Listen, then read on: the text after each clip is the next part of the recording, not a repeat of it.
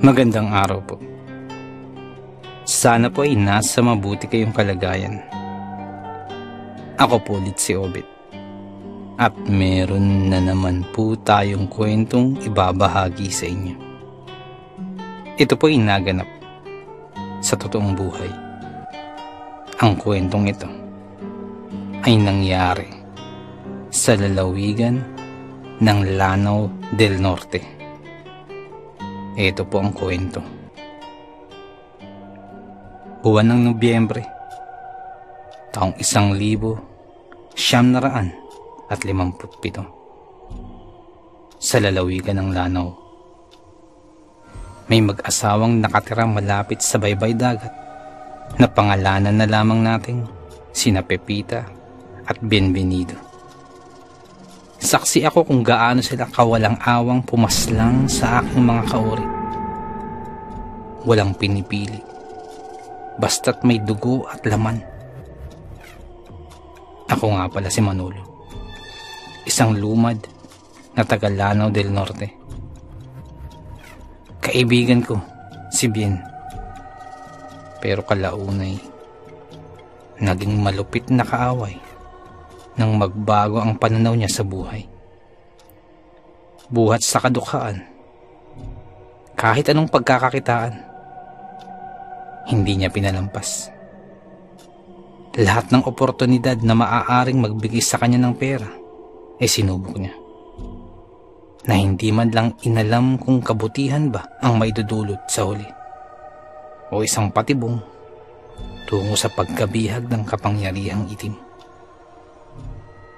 Mula edad 5 hanggang 25, 20 taon magkapatid ang aming turingan. Saksi ang mga alon ng karagatan sa kabutihang namamagitan sa aming dalawa noong mga panahong yun. Sa tuwing pumapalaot kami, saksi ang kalikasan sa mga hinanakit at daing namin sa buhay. Walang ni isang pahinang nakaligtaan naming pagsaluhan sa mga panahong wala kaming ibang ginawa kung hindi magpalipas ng oras sa ilalim ng kumikinang na mga tala. Minsan nang ngumiti sa amin ang bilog na buwan sa tuwing magbabatuhan kami ng mga birong siguradong babara sa aming lalamunan. Kapamilya, kapatid, kakambal, kasanggat kadugo, mga salitang naipuna ng mga taong nakakakilala sa amin.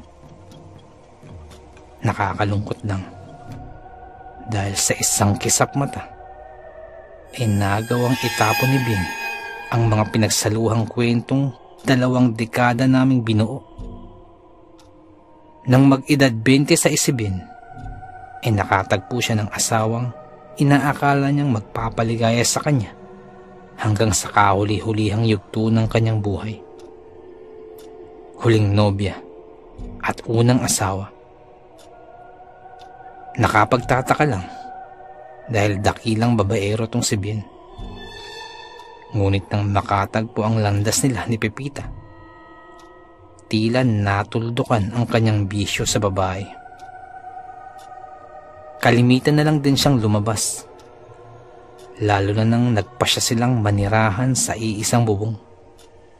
At doon na rin nagsimulang lumabo ang kaugnayan naming dalawa, hanggang sa tuluyan na ngang naputol at itinuring na akong balakid sa kanyang buhay sa hindi ko malamang dahilan. Kalaunan, naiintindihan ko naman kung bakit. Lumipas at lumipas ang panahon. Nagsiusbungan ng balitang patungkol sa pagkawala ng iilang kabataan at meron ding mga may edad na. Kasabay nun ang pagkabuo ng pagdududa ko sa mag-asawang Ben at Pepita. Hindi ko na nakitang lumalabas si Ben sa umaga o sa hapon. Kadalasan, sa gabi na ito naglalakad sa gitna ng kadiliman. Walang pang-itaas at tila ba laging galit sa mundo. Kapag nakakasulubong ka naman sa daan si Pepita, hindi ito tumitingin sa akin. Kahit na tawagin ko pa, dire-diretso lamang ang lakad niya at hindi kailanman nag-abalang makipag-usap sa mga tao. Mga kilos na nag-udyok sa aking manmanan silang dalawa. Hindi naman sa pangingialam, ngunit malakas ang kutob kong may ginawang kaduda-duda si Pepita sa kaibigan kong si Ben. Labas sa buhay ko, sa usapin nilang mag-asawa. Ngunit habang lumilipas ang araw, paunti-unting tumataas ang bahagdan ng pagdududa ko sa kanila, na nauwi sa isipang dawit ang kanilang pangalan sa pagkawala ng iilang mamamayan. Pasado 6:00 ng gabi, nang akyatin ko ang puno ng akasya na may layong 10 metro mula sa bahay ni Ben. Hindi ko iwinaglit sa paningin ang bawat kilos ng dalawa. Malinaw na malinaw kong nakikita ang bawat galaw nilang dalawa, kahit pa man nasa kalayuan ako at nasa loob sila ng kanilang munting kubo. Sa tulong ng sinag ng buwan, klarong-klaro sa dalawang mga mata ko ang pinaggagawa nila. Si Ben, humugot ng patalim, at walang sawang pinagsasasaksak ang mga bagay na nakahilata sa malapad na lamesa. Si Pepita naman, nagsasali ng likido sa naglalakihang timba. Nakakunot ang noo ko habang pinagmamasdan sila, habang hinigpitan ko naman ang kapit sa sanga ng punong inakyatan. Hindi nagtagal, napatigil silang dalawa. Hindi ko na nakita ang mga sumunod na nangyari dahil isinaranan ni Pepita ang bintanang nakaharap sa aking gawi. Hindi ko alam kung napansin nila ako. Bagsak ang mga balikat na napabuntong hininga na lamang ako. Muli ring nabuhayan ang loob ng bumukas ang pinto at iniluwa si Ben na tila pinangingibabawan ng kung anong kakaibang espiritu dahil hindi tuwid ang kanyang pagtayo. Hindi rin matigil sa paggalaw ang magkabila niyang kamay. Pumapakawala rin siya ng mahihinang ungol na tila parang isang asong ulol. Nasundan ko siya ng tingin habang sumusuong sa masukal na kagubatan. Dahan-dahan akong bumaba at walang pagdadalawang isip na sinundan si Ben. Kasagsagan yun ng araw ng mga patay. Hindi na gaano karami ang nagsisilabasan dahil sa gabi na rin. Ang daang kasalukuyang binabagtas ni Ben ay kadalasang dinadaanan ng mga nagtatrabaho sa kabilang bayan. Hindi pa hitik ang transportasyon at tanging paglalakad lamang ang inaasahang maghahatid sa paroroonan.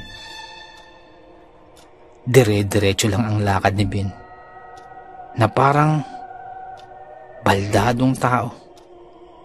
Subalit marahas ang kilos. Naalerto ako nang namata ng nag-aapoy sa unahan. Sa tingin ko, isa iyong sulo at hindi nalalayong may mga taong paparating. Mukhang magkakasalubong sila nila Ben. Nang makakita ako ng 2 dipang kahoy na putol, idinampot ko na yon at inihanda ang sarili kung sakali mang magkaroon ng aberya. At katulad ng inaasahan ko, hindi sinanto ni Ben ang matandang si Apolando na kanyang nakasalubong. Kaagad niya itong sinakmal. Hindi na rin ako naghintay pa ng tamang pagkakataon. Lumabas na ako sa aking pinagtataguan at sinaklolohan ang kawawang matanda. Hindi maipagkakailang malakas si Ben kumpara dati. Nang ihampas ko sa kanya ang hawak na kahoy, wala man lamang itong epekto laban sa matikas na pangangatawan ni Ben. Kung kaya't inihampas ko kay Ben ang hawak na kahoy.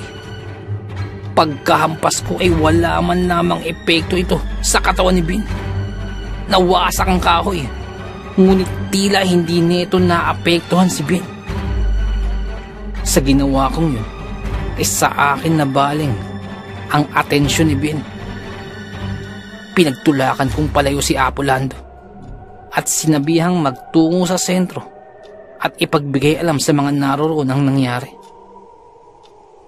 Tumalima naman ang matanda at natatarantang tumakbo palayo. Nang kami na lamang ni Ben, halos hindi ko na siya makilala. Humahaba at kumakapal ang mga balahibo niya sa katawan, maging ang kanyang buhok. At nangangamoy na rin siya. At napakadungis. Ang kanyang pagbumuka ay napalitan ng mukhang mabangis at hindi ka nais-nais. At pumayat rin ito ng gusto, maging ang mga buto sa dibdib ay lumilitaw na. Ben! Pare! Alam ko ikaw pa rin yan. Pakiusap lang. Bumalik ka na sa dati. Bumalik ka na sa dati mong ikaw. Nagmamakaawang saad ko sa kanya. Nagsimulang mangatog ang mga tuhod ko. Dahil hindi na niya ako nakilala. Tila isa na lamang akong pagkain kinatatakaman niya. Sa kabutihang palad, nagawa ko namang gamitin ang aking pagiging maliksi. Hindi ako napuruhan ng matutulis niyang kuko. Ngunit hindi ako nakaligtas nang gamitin niya ang kanyang kakayahang bigla-bigla na lang nawawala. Namalayan ko na lang na nasa likod ko na siya at humahapdi na ang aking likuran. Naagaw ng hapdi ang atensyon ko, kaya hindi na nagawang ilagan ng paparating na atake ni Ben. Nagpagulong-gulong pa ako nang sipain ang ubod ng lakas. Nabagok pa ang ulo ko sa matigas na katawan ng kahoy. Napakapit na lamang ako sa magaspang niyang braso dahil pilit kong kumakawala. Maya-maya pa'y pumaibabaw na siya sa akin. Ako naman habol-habol kong aking hininga. Gamit ang kanang kamay, sinubukan kong kapain ang gilid. Nagbabaka sakaling may makukuha akong bagay na maaaring ipanlaban. Ngunit bigo akong makahanap. Wala na akong ibang maisip na paraan upang makawala. Kung kaya't napilitan akong sundutin ang naglalakihang mata ni Ben. Dahil doon ay nakakuha akong makalaya. Gumapang akong palayo at sinikap na mabawi ang lakas. Hindi naman magkamayo sa pagsigaw si Ben. Dumadagundong pa ang malahayop niyang boses sa kapaligiran. Nang makabawi si Ben, muling nabalik ang atensyon niya sa akin. Talo ako kung lakas at liksi lang ang pag-uusapan. Dagdag pa ang panghihina na nagpapahirap din sa akin.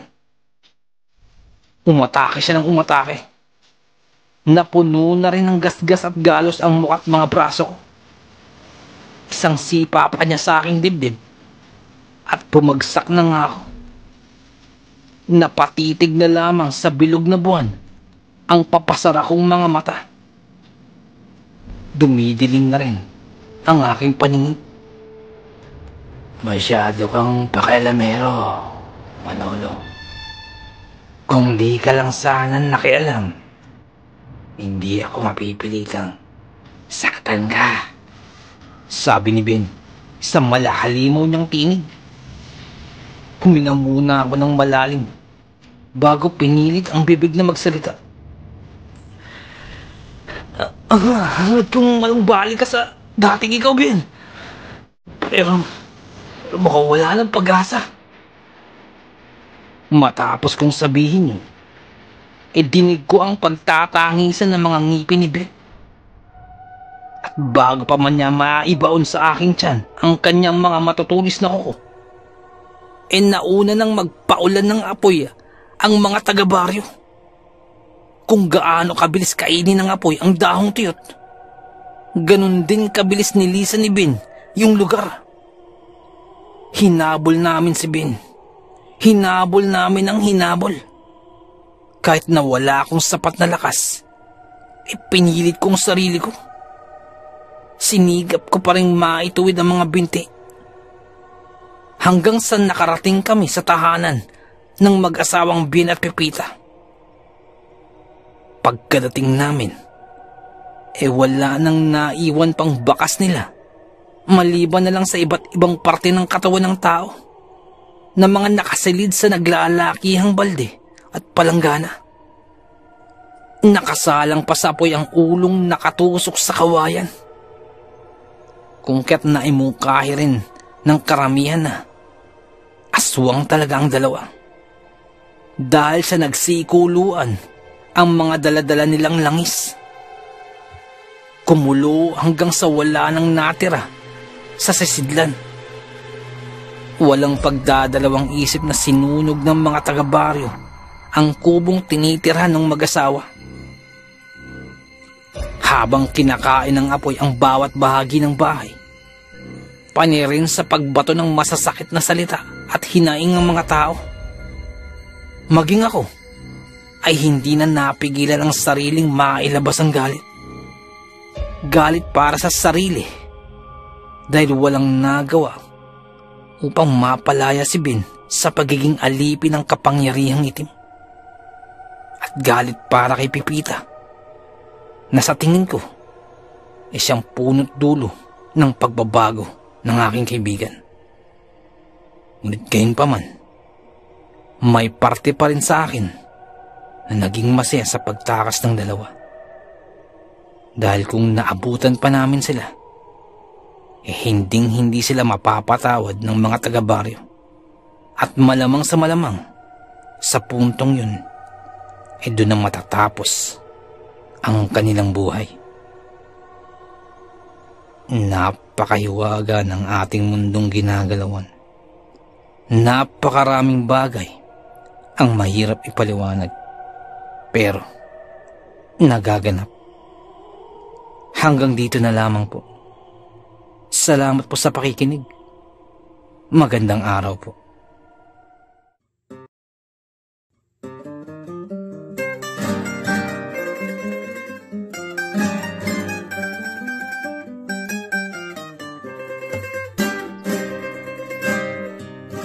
Nais ko lamang pong magpasalamat sa lahat po ng sumusuporta sa ating channel. Sa lahat po ng ating mga subscribers, mga listeners, at mga silent listeners po natin. Maraming salamat po. Ganun din po sa ating mga OFW listeners mula po sa iba't ibang bahagi po ng mundo. Maraming salamat. Ganun din po sa mga silent listeners po natin, at sa mga listeners po natin mula po sa iba't ibang kapuluan po ng Pilipinas. Maraming salamat po. Sa mga nagpapadala po ng kwento, sobrang salamat po. Sobrang laking pasasalamat po. Nais ko lamang pong i-shout out si Ma'am Helen Casamayor. Ma'am, maraming salamat po. Isa po sa masugid natin tagapakinig po mula pa po nung nasa Saudi pa po siya. Maraming salamat po, Ma'am Helen Casamayor. Isa po sa ating mga silent listeners. Sobrang salamat po. Sana po, ingat po kayo dyan palagi. Maraming salamat po. Nais ko lamang pong i-shout out si Boss Marlon ng Di Masalang. Boss, shout out po. Maraming salamat po sa pakikinig. At nais ko rin pong i-shout out si Ma'am Dalisay Concepcion. Maraming salamat po sa pakikinig. Shout out po sa inyo, ma'am. Shout out din po kay Sir Myong. Boss, maraming salamat sa pagbisita sa ating channel. Maraming salamat. Kay Sir Myong Herminio Viterbo, shout out po sa iyo. Ingat po palagi. And also, belated happy birthday po kay Ma'am Annie Apruebo.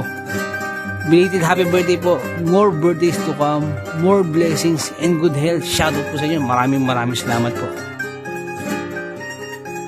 Nais ko lamang pong i-shoutout si Ma'am Mary Aselar dyan po sa may UK. Shoutout din po kay Ma'am Annie Apruebo, kay Ma'am Annie Viloria, at kay Boss Baby Langka. Shoutout po. Maraming salamat po. Shoutout din po kay Ma'am Janet Verga dyan po sa may Qatar. Shoutout po. Kay Ma'am Liza Arcega, shoutout po. Shoutout din po sa Manhattan Hamburger dyan po sa may Bukandala 3, Imus Cavite, shoutout po sa inyo. Ganun din po kay Boss Fernando Marcos, shoutout po. Shoutout din po kay Ma'am Christy Harm dyan po sa may Hamburg, Germany, shoutout po. Ganun din po kay Tata Estong Nestor Bauyon dyan po sa may London, England, shoutout po. Kay Boss Jing Fensalida, isa po sa ating mga silent listeners, maraming salamat po. At kay Boss Bobby Gonzales at sa Gonzales family, shoutout po. Maraming salamat po, boss. Ganun din po kay Boss Camelo Aroy, shoutout po. Kay Boss Malvin Esquera, boss, shoutout po. Kay Boss Miguel Doris Kibel, shoutout po. Kay Ma'am Imelda Pascua. Kay Ma'am Elizabeth Arnaiz, shoutout po. Kay Ma'am Rosie De Mesa, shoutout po. Kay Boss Haz dyan po sa may Saudi, shoutout po. Salamat din po kay Boss BK, salamat sa milk tea, shoutout sa iyo. At salamat sa suporta, shoutout po. Salamat din po kay Ma'am Eileen Rodriguez, shoutout po ma'am sa mga suggestion, maraming salamat po. At sa mga hindi ko po nabanggit, pasensya po muna, pero sa next time po, i-shoutout po natin yan. Maraming salamat po.